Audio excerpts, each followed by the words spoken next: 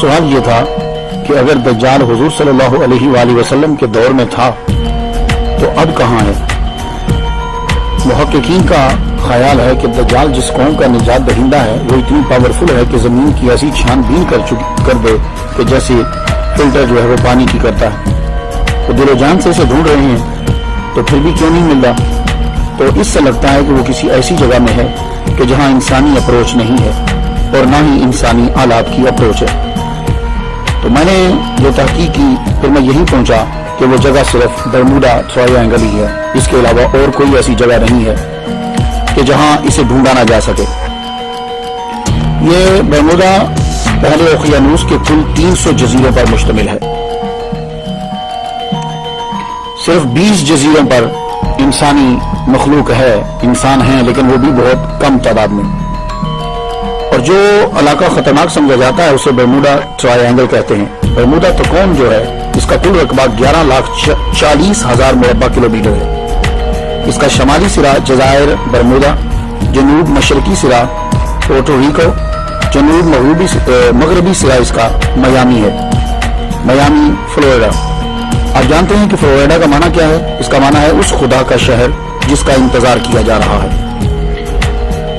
یہ جو جگہ ہے 1850 میں یہ برموڈا تکون اور اس کے قریب علاقے میں 50 سے زائد کشتیاں غائب ہو گئی. اکثر ڈوبے ہوئے بحری جہاز امریکی ریاست کے ماتحت تھے.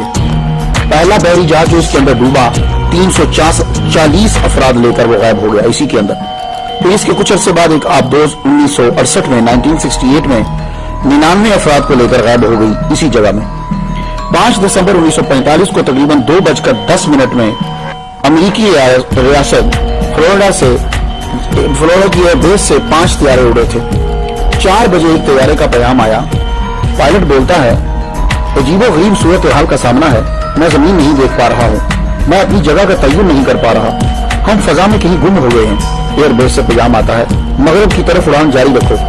پائلٹ کہتا ہے مجھے نہیں پتا چلا کہ مغربی سمت کہاں ہے. اور جب وہ یہ میسج پہنچا رہا تھا واپس، اس وقت سورج غروب ہونے کا ٹائم تھا، 4-5 کا ٹائم تھا، تو اس کو سورج دیکھ لینا چاہیے تھا. تو اگر نیویگیشن کام نہیں کر رہے تو سورج غروب ہونے کا وقت تھا، سورج دیکھ کر ہی سمت کا تعین کر لیتے.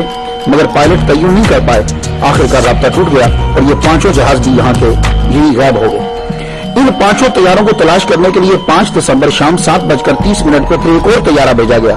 اس کا کام یہ ہوتا ہے کہ جو جہاز گم ہو جائے اس جہاز کو جا کے تلاش کرو. اور یہ جہاز جو ہے یہ پانی کے اندر بھی اتر جاتا ہے. باوجود اس بات کے کہ یہ مہارت تامہ رکھتا تھا، یہ جہاز جو تلاش کرنے گیا وہ بھی وہاں جا کر گم ہو گیا. میرے خیال کے مطابق یہی دجال کا ٹھکانہ ہے. اس جگہ شیطانی طاقتوں کا مرکز ہے.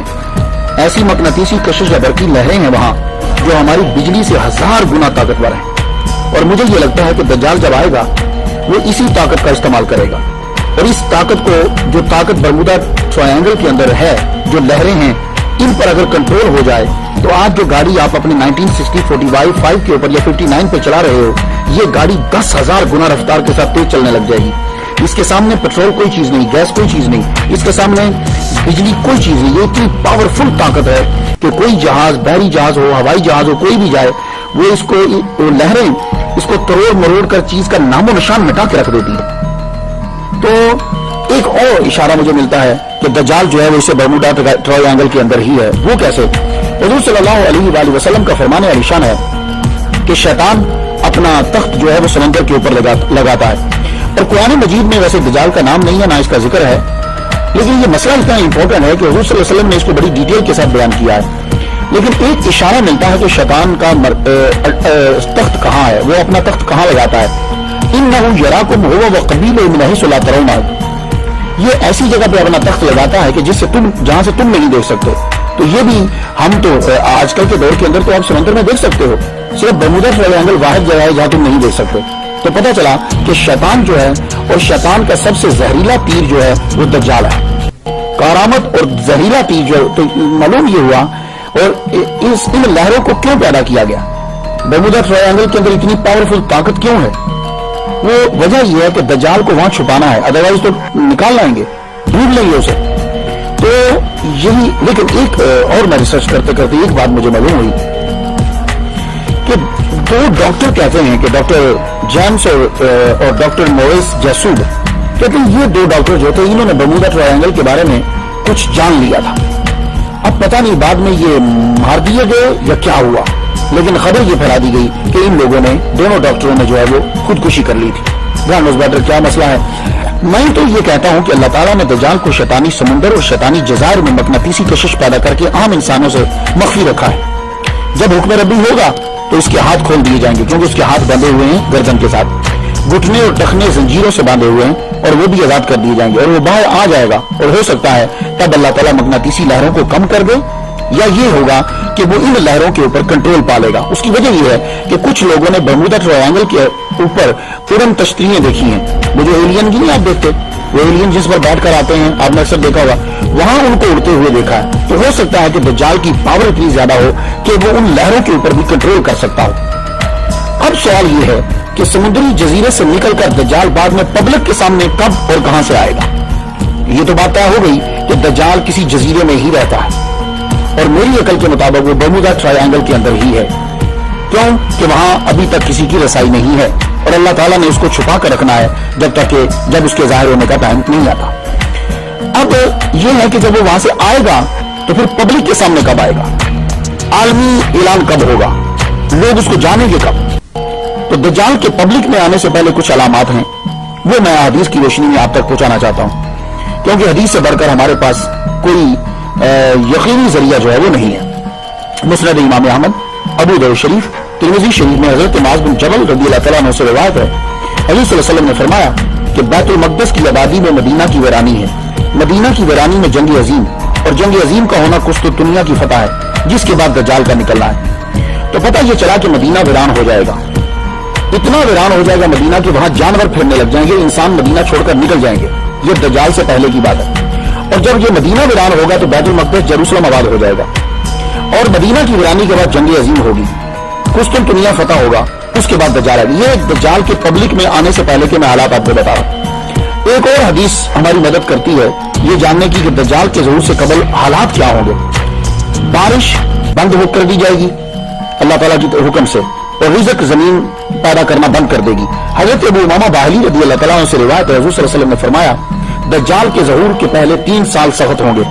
पहले साल अल्लाह ताला हुक्म देगा, ऐ आसमान तीसरा हिस्सा बारिश रोक दे, ऐ जमीन तीसरा हिस्सा ज़राअत रोक दे।